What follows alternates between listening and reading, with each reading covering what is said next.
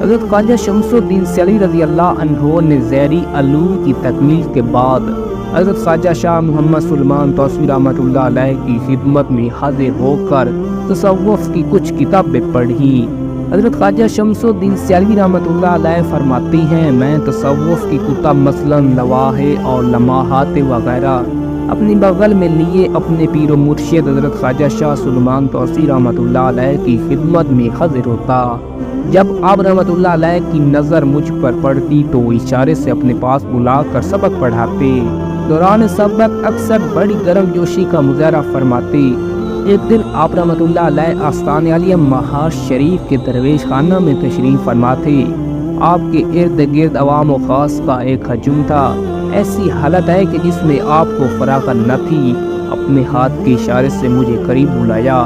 میں فی الفور آپ رحمۃ اللہ علیہ کے قریب ہوا اور آپ کے سامنے کتاب کھولی اور سبق پڑھا۔ میٹھے میٹھے اسلامی بھائیوں، علم دین کے حصول اور پیر و مرشد سے فیض پانے کے لیے محنت، شوق اور لگن کے ساتھ ساتھ استاد اور پیر و مرشد کے آداب کا لحاظ رکھنا بے حد ضروری ہے۔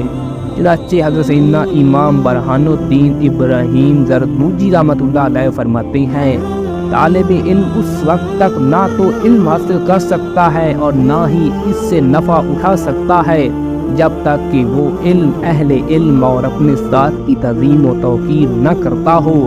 کسی نے کہا کہ جس نے جو کچھ پایا ادب و احترام کرنے کے سبب ہی سے پایا، اور جس نے جو کچھ کھویا وہ ادب و احترام نہ کرنے کے سبب ہی سے کھویا۔ مزید فرماتی ہیں، ہمارے استاد محترم صاحب ہدایہ شیخ الاسلام برہان الدین ابو الحسن علی مرغنانی رحمۃ اللہ علیہ فرماتی ہیں، ایک مرتبہ وہ علم دین کی مجلس میں تشریف فرما تھے کہ یک انہوں نے بار بار کھڑا ہونا شروع کر دیا۔